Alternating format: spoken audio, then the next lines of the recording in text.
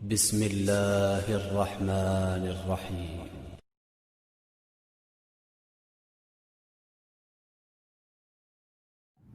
السلام علیکم ورحمۃ اللہ۔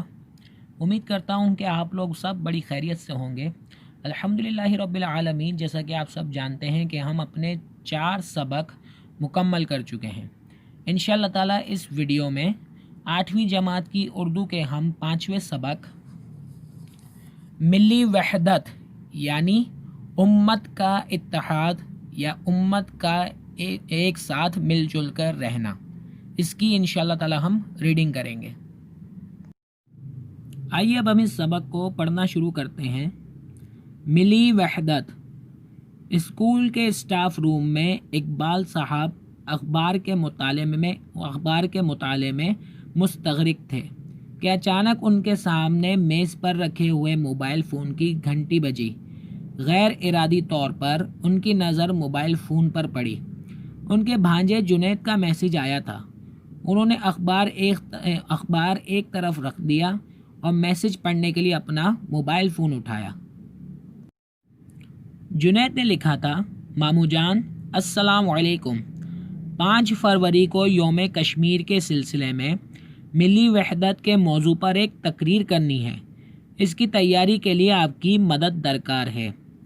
میسج پڑھ کر اقبال صاحب مسکرائے اور اسی لمحے اپنے بھانجے کو جوابی میسج بھیج دیا، جس میں انہوں نے لکھا کہ میں اس وقت اسکول میں ہوں، انشاءاللہ آج رات اس موضوع پر مضمون تیار کر کے تمہیں ای میل کر دوں گا۔ اقبال صاحب مطالعہ پاکستان کے استاد تھے، ملی وحدت کے حوالے سے بہت کچھ جانتے تھے، لیکن اس کے باوجود مضمون کی تیاری کے لیے انہوں نے مختلف کتابوں کی ورق گردانی کو مقدم جانا۔ ورق گردانی کا مطلب مطالعہ کرنا یعنی پڑھنا۔ عام طور پر دوپہر کو وہ آرام کرتے تھے، لیکن آج انہوں نے مضمون کی تیاری کے لیے اپنا آرام ترک کر دیا اور شام تک مطالعے کے کمرے میں ہی رہے۔ آخر کار مضمون لکھنے کے لیے بہت سا مواد جمع کر لیا، جس کی مدد سے انہوں نے مضمون اس طرح لکھا۔ یہ کائنات ہمارے پروردگار عالم کا عظیم عطیہ ہے، اور اس ارض و سما میں انسانیت کی بقا کا جو نظام کار فرما ہے وہ ہے جذبے باہمی یعنی آپس کی کشش۔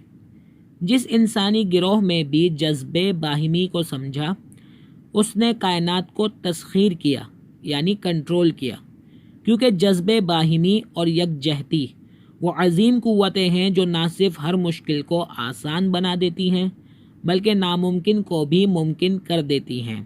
مثلاً چیونٹی اگرچہ جسامت میں بہت چھوٹی اور ناتواں ہوتی ہے، لیکن بہت سی چیونٹیاں مل کر اپنے سے کئی گنا بڑی مردہ ٹڈی کو اپنی خوراک کا ذریعہ بنانے کے لیے گھسیٹ کر لے آتی ہیں۔ دین اسلام نے اپنے پیروکاروں کو باہم ایک ہونے اور مل جل کر رہنے کا پیغام دیا ہے۔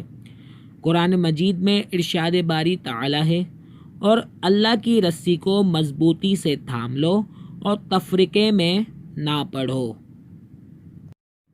حضور اکرم صلی اللہ علیہ وسلم نے ملت اسلامیہ کو ایک جسم کی مانند قرار دیا ہے۔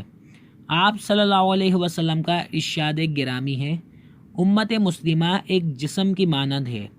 جسم کے کسی حصے میں بھی تکلیف ہو تو پورا جسم بے چین ہو جاتا ہے۔ آپ صلی اللہ علیہ وسلم نے یہ بھی ارشاد فرمایا کہ تمام مسلمانوں کی مثال ایک عمارت کی سی ہے، جس کی ہر اینٹ دوسری اینٹ کے سہارے قائم رہتی ہے۔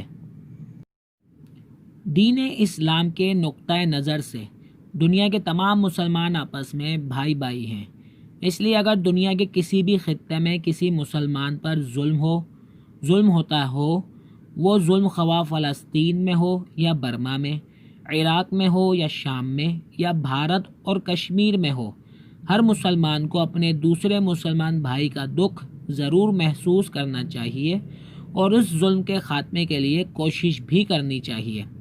پاکستان میں ان مظلوم مسلمانوں سے اظہار یکجہتی کے لیے آئے دن مظاہرے اور مذاکرات ہوتے رہتے ہیں، لیکن یہ احتجاجی مظاہرے ہی کافی نہیں ہیں۔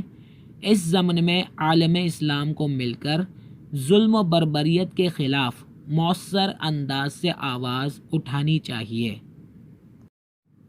اس کے ساتھ ہی اس سبق کی آدھی ریڈنگ مکمل ہوئی۔ امید کرتا ہوں کہ جو کچھ بھی اس سبق میں نے پڑھا آپ کو سمجھ آیا ہوگا۔ بقیہ حصہ انشاءاللہ تعالی اگلی ویڈیو میں ہم پڑھیں گے۔ تب تک کے لیے اللہ حافظ، فی امان اللہ۔